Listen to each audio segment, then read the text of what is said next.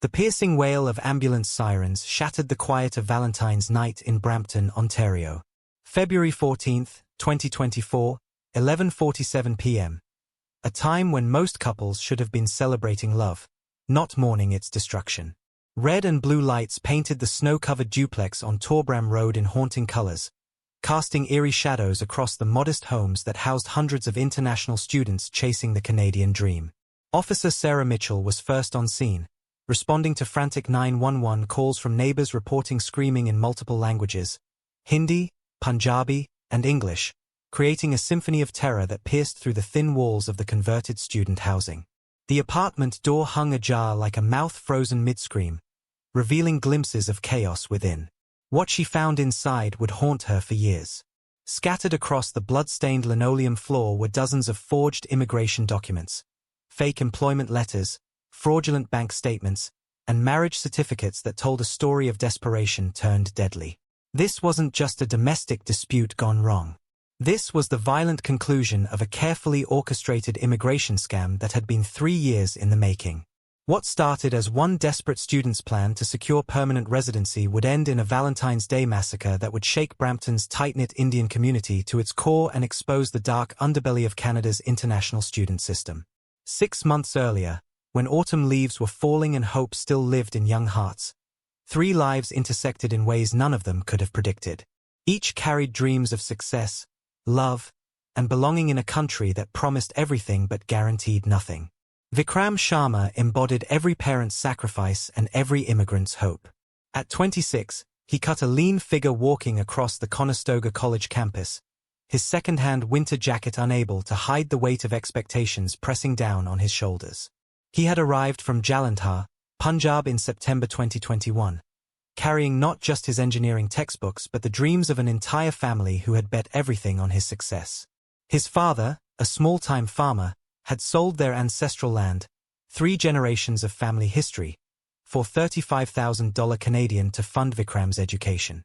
The money covered tuition, but little else. Vikram lived in a basement apartment shared with 3 other students, sleeping on a mattress on the floor, surviving on instant noodles and the occasional free meal at the Gurdwara. He worked part-time at a Petro-Canada station, counting every dollar while watching his grades slip under the crushing pressure of financial stress. As the only son in a traditional Punjabi family, Vikram carried more than just academic pressure. He was the golden ticket, the pathway to bringing his parents and younger sister to Canada. His student visa would expire in 6 months, and his grades weren't strong enough for the provincial nominee program. Each night, he video-called home to his parents' hopeful faces, unable to tell them that their son, their investment in the future, was failing. 24-year-old Simran Kaur represented everything beautiful about the immigrant experience. She had arrived in 2020 to study business at Sheridan College, and unlike many of her peers, she had managed to balance work and studies with grace. Her job at Tim Hortons near campus had made her a familiar face to hundreds of international students who gathered there not just for coffee, but for the comfort of hearing Punjabi spoken behind the counter. Simran lived in a small 2-bedroom apartment with her roommate Preet, both splitting the $1,800 monthly rent while sending money home to aging parents in Amritsar. Her father had been a government clerk, her mother a schoolteacher, middle-class people who had sacrificed their retirement savings to give their daughter opportunities they never had. Simran's dream wasn't just personal success. She wanted to bring her parents to Canada before her father's diabetes and her mother's arthritis made travel impossible. Unlike many students drowning in cynicism and survival mode, Simran maintained an infectious optimism. She believed in love, in fairness, in the idea that hard work and good intentions would be rewarded. Her student visa had 8 months left, and she had started researching immigration lawyers, believing that her strong grades and work experience would open doors. She still believed in happy endings. Then there was Ravi Mehta, the predator who had learned to dress his exploitation in the clothing of help. At 29, he had been in Canada longer than most, arriving as an engineering student in 2018 only to fail out after 2 years of partying and poor choices. Instead of returning to India in shame, he had discovered a more lucrative path, exploiting the desperation of students like his former self. Ravi had fashioned himself as an immigration consultant, though he lacked any official credentials. Operating out of a small office above an Indian grocery store on Airport Road, he presented himself as someone who understood the system, someone who could help students navigate the complex immigration process. His real business was simpler and more sinister. He brokered fake marriages between students facing deportation and those who needed permanent residency. His operation was sophisticated yet discreet. He charged $15,000 per couple, a fortune for students, but cheaper than legitimate immigration lawyers with no guarantee of success. He provided coaching, fake documents, and most importantly, connections. Ravi understood that desperate people made poor decisions, and he had built his modest wealth on that fundamental truth. The convergence happened at the Brampton Cultural Center during the 2023 Diwali celebration. The center, housed in a converted warehouse, had been transformed with strings of lights, colorful rangoli patterns, and the aroma of homemade samosas and jalebis. For one night, hundreds of international students could forget their struggles and pretend they were home. Vikram had come reluctantly, dragged by his roommates who insisted that all work and no celebration would drive him insane. He stood against the wall, nursing a cup of chai, watching families dance to Bollywood hits and feeling the familiar ache of homesickness. That's when he saw her. Simran was performing with a group of girls from her college, their bright lehengas spinning as they danced to a traditional Punjabi song. Her smile was genuine, uninhibited by the weight of visa deadlines and financial stress. When she laughed at her friend's misstep, the sound cut through the music and crowd noise, reaching Vikram like a lifeline thrown to a drowning man. Their eyes met across the crowded room, and for a moment, the crushing pressure of immigration deadlines and family expectations faded away. Here was someone who understood the struggle, someone who shared the same dreams and fears, someone who might make this foreign country feel like home. Neither of them noticed Ravi Mehta watching from the shadows near the registration table, his experienced eyes cataloguing the desperation he saw in Vikram's posture, the genuine sweetness he observed in Simran's interactions. He had learned to spot potential clients the way a predator identifies wounded prey. In his mind, he was already calculating profit margins. As the night wound down and families gathered their tired children, as the last notes of devotional music faded and volunteers began cleaning up the decorations, 3 lives had been set on a collision course. Vikram walked home with Simran's laugh echoing in his ears. Simran fell asleep thinking about the shy boy with sad eyes who had asked for her number. And Ravi made notes in his phone about 2 new potential clients who would be desperate enough to need his services soon. None of them knew that this innocent meeting, a boy noticing a girl's smile during a cultural celebration, would trigger a chain of events leading to bloodshed, betrayal, and a Valentine's Day that would forever change Brampton's Indian community. The seeds of tragedy had been planted in a moment of hope, and in 6 months, they would bloom into violence that would shock a nation. The first real conversation happened 3 days after Diwali, at the 24-hour Tim Hortons on Queen Street where international students gathered like moths to fluorescent light. It was 2 a.m., and both Vikram and Simran sat hunched over textbooks, nursing cold coffee and the shared exhaustion of students working multiple jobs while chasing impossible dreams. "You look like you haven't slept in weeks," Simran said, glancing up from her marketing assignment to find Vikram staring blankly at differential equations that might as well have been hieroglyphics. "Sleep is a luxury I can't afford," he replied in Punjabi, the familiar words feeling like coming home after speaking English all day to professors and customers who saw him as just another foreign student. Their conversation flowed like water finding its path downhill. They talked about the crushing weight of family expectations, the constant calculation of every dollar spent, the way their parents' voices sounded smaller and more distant with each passing video call home. Simran spoke about her father's diabetes medication becoming more expensive, how her mother pretended not to worry about money but had stopped buying herself new clothes. Vikram described the way his father's hands shook slightly now when he showed neighbors Vikram's engineering textbooks on video calls, the pride mixed with desperation that made Vikram's chest tight with guilt. These late-night study sessions became ritual. They would meet after their shifts, Simran closing the Tim Hortons at midnight, Vikram finishing inventory at the gas station at 1 a.m., and find solace in shared struggle. Simran helped Vikram with his English essays, her business school training making her naturally good at clear communication. Vikram helped her with statistics, his engineering background making numbers dance to his will. When Simran laughed, really laughed, not the polite chuckle she gave customers or professors, something awakened in Vikram that he thought his circumstances had killed. A protective instinct, a desire to see that genuine happiness again, to maybe even be the cause of it. When she introduced him to her parents via FaceTime, speaking in rapid Punjabi about a nice boy from a good family, he felt the weight of being someone's hope rather than their burden. Her father approved immediately. Engineering student, good family from Jalandhar, respectful boy, he told Simran's mother in the background. Traditional approval came easily when the surface looked so perfect. But even as genuine feelings bloomed between them, Vikram's immigration clock continued its merciless countdown.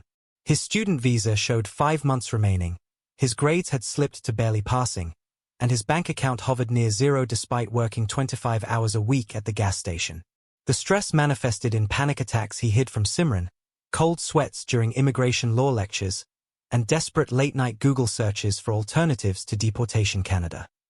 That's when Ravi Mehta made his move. It happened after a community volleyball game at the recreation center on a cold November evening. Vikram was walking to his car when Ravi appeared beside him, seemingly out of nowhere, his breath visible in the freezing air. "Tough game tonight, bye," Ravi said, using the familiar term that immediately established kinship. "You looked distracted. Everything okay?" Vikram recognized him vaguely from community events but had never spoken to him directly. "Just tired from work," he replied, keys jingling in his trembling hands. "Work, studies, immigration stress," Ravi nodded knowingly. "I've been watching you, Vikram. You're carrying a lot of weight for someone so young. 5 months left on your visa, grades not quite good enough for provincial nominee program, not enough money for a good immigration lawyer." The accuracy of Ravi's assessment sent chills down Vikram's spine that had nothing to do with the November cold. "How do you?" "I help people like you," Ravi interrupted smoothly. "People who work hard, deserve to stay, but got caught in the system's cracks. There are ways around the traditional routes. Legal ways that the government doesn't advertise but definitely allows."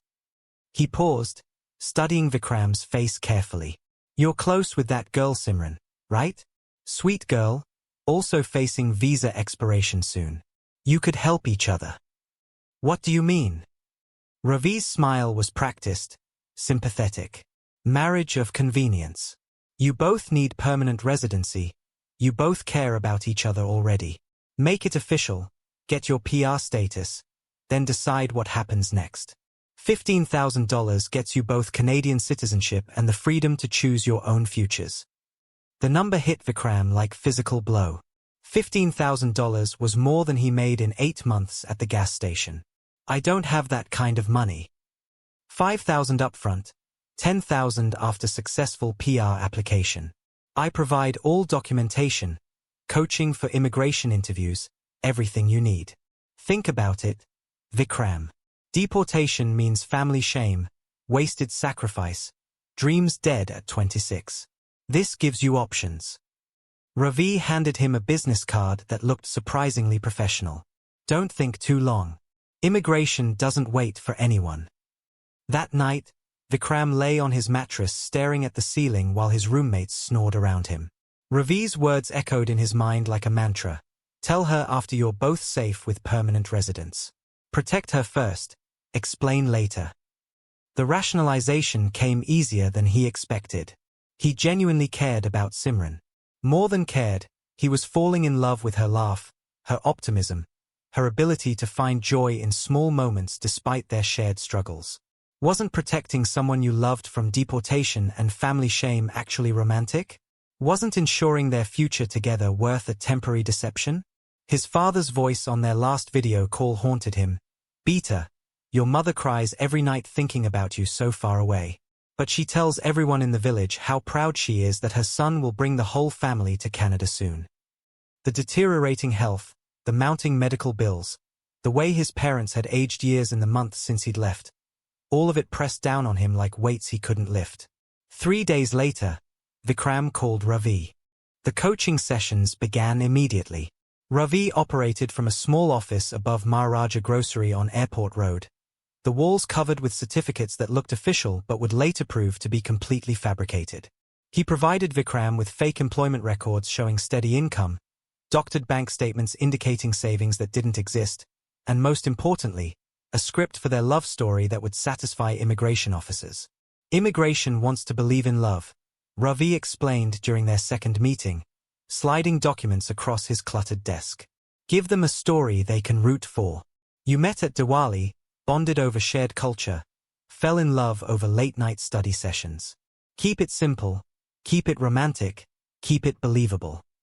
The payment plan seemed manageable until Vikram actually tried to raise $5,000. He took loans from 3 different community members, each thinking they were the only one helping a desperate student.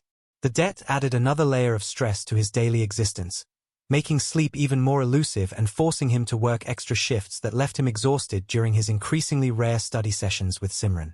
Meanwhile, their relationship continued to develop naturally. Vikram took Simran to Niagara Falls in December, the winter landscape creating a crystalline backdrop for what she thought was a spontaneous romantic gesture. He had actually chosen the location because Ravi suggested it would photograph well for immigration purposes. But when Simran gasped at the frozen waterfalls and threw her arms around him in genuine delight, his guilt nearly overwhelmed him. "This is the most beautiful thing I've ever seen," she whispered against his ear, her breath warm in the frigid air. "Not the most beautiful," he replied, looking at her face lit up with wonder, and for a moment his feelings were completely genuine, unmarred by ulterior motives. The proposal happened that same afternoon, Vikram dropping to one knee in the snow while tourists took photos and Simran cried tears that froze on her cheeks before she could wipe them away. Her yes was immediate, enthusiastic, followed by rapid-fire phone calls to her parents who had been waiting hopefully for exactly this news. The engagement party at the local Gurdwara drew over 200 people from Brampton's Punjabi community.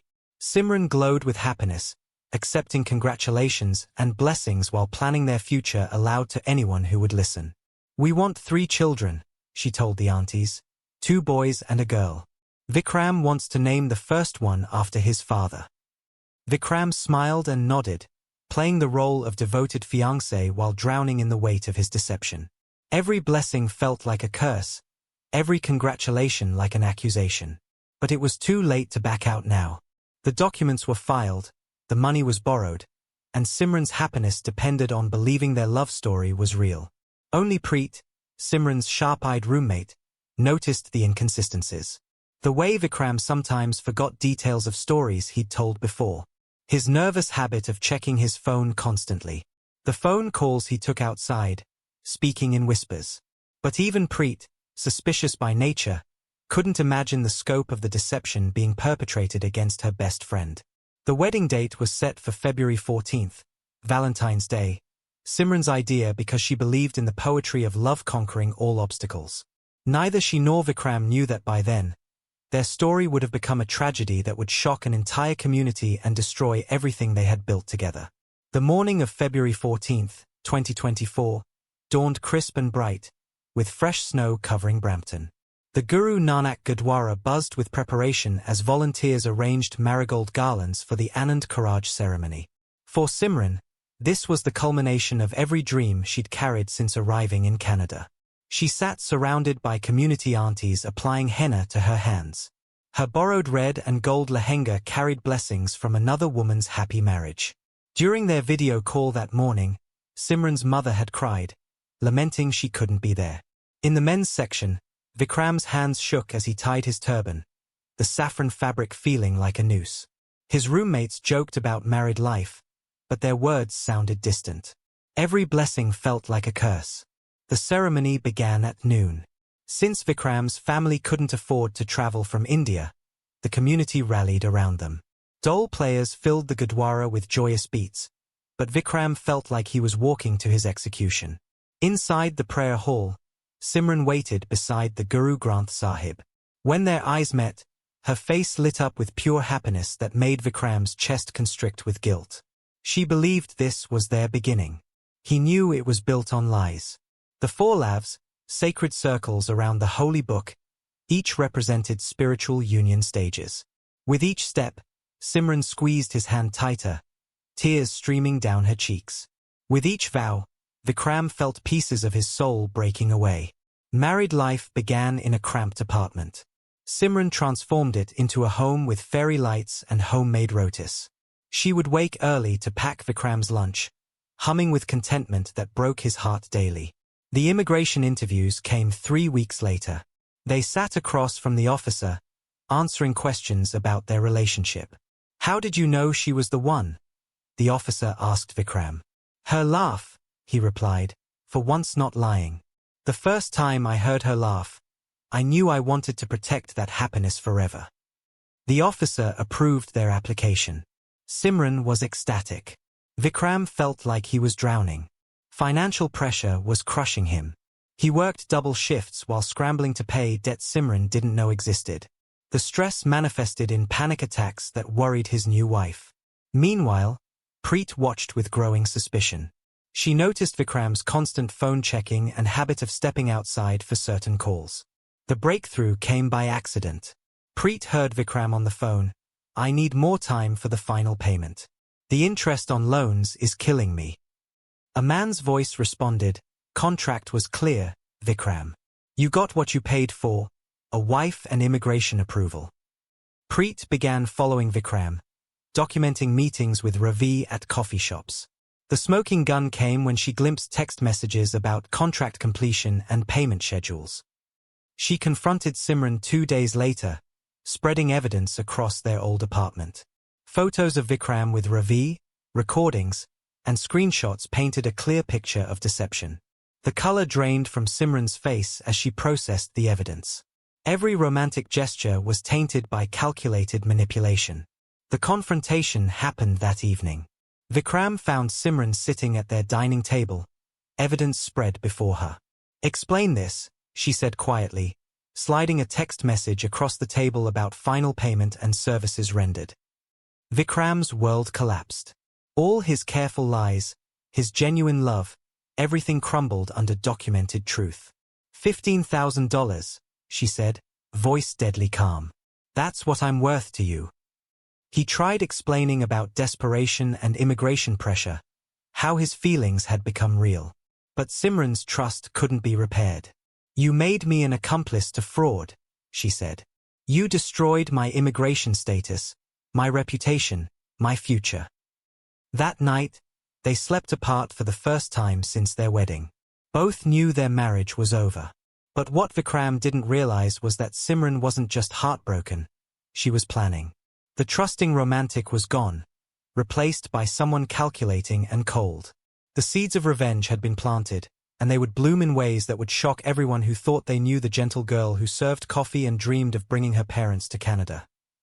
The transformation began at 3 a.m. on a cold February morning, as Simran sat in their dark apartment staring at her marriage certificate, now nothing more than an expensive piece of fraud. The gentle girl who had served coffee with a smile was dying, replaced by someone harder, colder, infinitely more dangerous. The betrayal trauma ran deeper than heartbreak. Vikram had made her an unwitting accomplice to immigration fraud, a crime that carried up to 5 years in prison and immediate deportation. Every document they had submitted together was now evidence of a federal crime. Simran spent 3 days researching immigration law, learning that marriage fraud could destroy her future forever. No country would accept her if Canada marked her as an immigration criminal. Her dreams of bringing her aging parents to safety were poisoned by Vikram's deception. The community shame would be unbearable. In Brampton's tight-knit Punjabi community, immigration fraud would make her family name synonymous with Dishna. Her parents would face suspicious looks in their Amritsar neighborhood. When Vikram approached her with flowers and apologies, Simran looked at him with eyes that made him step backward. The warmth was gone, replaced by calculation and ice. "We need to talk," she said calmly. "I've been thinking about us." "I forgive you," she said simply, and Vikram nearly collapsed with gratitude. "But we need to fix this properly. Together." What Vikram didn't realize was that Simran's forgiveness was the first move in a carefully planned game of revenge. She convinced Preet to help gather evidence, not out of hatred, but justice. The false reconciliation began immediately. Simran played the understanding wife while secretly recording their conversations. "Tell me about Ravi," she would say during quiet moments. Help me forgive completely. Desperate to rebuild her trust, Vikram revealed everything. The initial approach, the exact money involved, the fake documents, even names of other couples who had used Ravi's services. Simran listened with sympathetic nods while her phone captured every word. She expanded her evidence collection systematically. Using Vikram's computer, she photographed financial records and text histories. She followed him to meetings with Ravi, recording conversations from nearby coffee shop tables. The immigration fraud complaint she prepared was 27 pages long, detailing Ravi's entire operation with names, dates, and recorded confessions. She included evidence of 12 other fraudulent marriages, turning her personal betrayal into a federal case. As January turned to February, pressure began crushing all three participants. Vikram's desperation reached new heights as debts mounted. He took additional loans at higher interest rates, working 18-hour days. The stress manifested in panic attacks and erratic behavior. Ravi began making threats. You better not be thinking of backing out, he warned during a meeting Simran secretly recorded. I have photos of you signing documents. You think your little wife won't face criminal charges. The threats escalated when Ravi grew suspicious. If you or that bitch wife even think about talking to authorities, I'll make sure you both disappear, he snarled, grabbing Vikram's arm hard enough to leave bruises. Neighbors began noticing constant arguments and shouting matches. Immigration authorities, responding to anonymous tips about suspicious marriage patterns, began reviewing applications more carefully. By Valentine's Day 2024, exactly 1 year after their fraudulent wedding, Simran had completed her preparation for revenge. She arranged the final meeting through text. We need to end this properly. Tonight. Bring Ravi. 8 p.m. Vikram convinced Ravi to come, believing she wanted to negotiate. Ravi arrived suspicious but confident. Preet came carrying evidence in a thick folder. The apartment felt smaller with all 4 people present. Simran had placed a kitchen knife on the counter while preparing snacks. Everyone noted its location. So, Simran said, settling into her chair with unnatural calm, let's talk about the future. None of them realized that 3 years of lies and betrayal had created a volatile mixture that would explode within the hour. The clock showed 8:47 p.m. In exactly 3 hours, emergency vehicles would be racing through snow toward their apartment, responding to screaming that could be heard through the building's walls. The metamorphosis was complete. Simran Kaur, the trusting romantic, was gone. In her place sat someone who had learned that justice sometimes required blood. The explosion came at 9:23 p.m. when Simran placed the evidence folder on the coffee table between them. 27 pages of documentation, photographs, recorded conversations, and financial records that would destroy 3 lives simultaneously. What's this? Ravi asked, his casual confidence wavering as he recognized some of the documents. Justice, Simran replied simply, her voice carrying no emotion. Evidence of immigration fraud, financial exploitation, and criminal conspiracy. Everything needed to shut down your operation and put you in prison. Vikram's face went white as he realized what his wife had been doing during their supposed reconciliation. Simran, what have you done? What you should have done months ago, she said, standing up slowly. I'm turning all of this over to Immigration Canada tomorrow morning. Every couple you've scammed, every fake document, every payment, it's all documented. Ravi lunged forward, grabbing the folder and scattering papers across the small living room. You stupid bitch. You have no idea what you're playing with.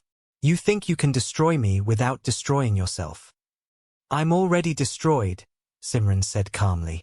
You and your lying husband made sure of that. But I won't let you do this to anyone else. The confrontation escalated rapidly. Ravi, realizing his entire operation was compromised, began making threats that grew increasingly violent. Vikram, caught between his wife's betrayal and his own desperation, tried to mediate while protecting his access to the evidence that could save or damn him. We can work this out, Vikram pleaded. Simran, think about your parents, your future. If this comes out, we're all finished. I'm already finished, she screamed, her controlled facade finally cracking. My immigration status is fraud. My marriage is fraud. My entire life in Canada is built on your lies. Preet, who had been silent in the corner, stepped forward with her phone. I've been recording this entire conversation, she announced. Everything you just said about threats and fraud, it's all documented now. That's when Ravi snapped. The man who had built his modest wealth on exploiting desperate students realized his comfortable life was about to become a prison sentence. He moved toward Preet's phone, intent on destroying the evidence, but Simran blocked his path. Get out of my way, he snarled, pushing her aside hard enough to send her stumbling toward the kitchen counter.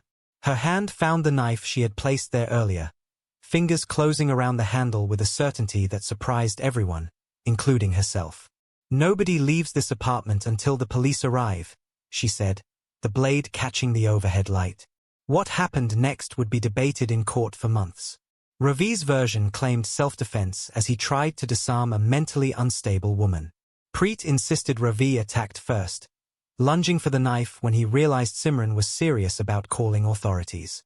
Vikram's account changed 3 times, his guilt and desperation making him an unreliable witness to his own tragedy.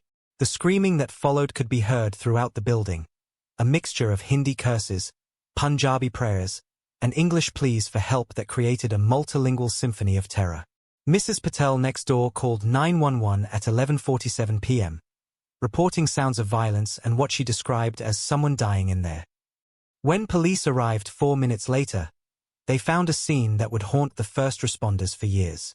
Blood spatter on the white kitchen walls, overturned furniture, and scattered immigration documents creating a paper trail of broken dreams across the apartment floor. Detective Sarah Mitchell, a 10-year veteran who thought she had seen everything, stood in the doorway trying to process the cultural complexities of what appeared to be an immigration fraud scheme turned deadly. The survivors' conflicting accounts, the mixture of languages being spoken, the religious items scattered among forged documents. It was unlike anything in her experience. The evidence analysis took weeks. Phone records revealed the systematic nature of Ravi's operation. Financial transactions showed money flowing through dozens of fake marriages, and witness statements painted a picture of a community where desperation had created a market for exploitation. Initially, the tight-knit Indian community resisted cooperating with police. Immigration raids were their greatest fear, and many worried that any interaction with authorities might jeopardize their own status. But as details emerged about the scope of Ravi's operation, anger replaced fear. The investigation uncovered 12 other fraudulent marriages arranged by Ravi over the past 3 years. Young students, mostly women, who had paid thousands of dollars for fake relationships that promised security but delivered only deeper vulnerability. The community slowly began to understand that Simran's violent confrontation had exposed a predator who had been victimizing their most vulnerable members. Community leaders gathered at the Gurdwara to address the crisis. Religious discussions about honesty, community responsibility, and supporting struggling students replaced the whispered gossip that had initially surrounded the tragedy.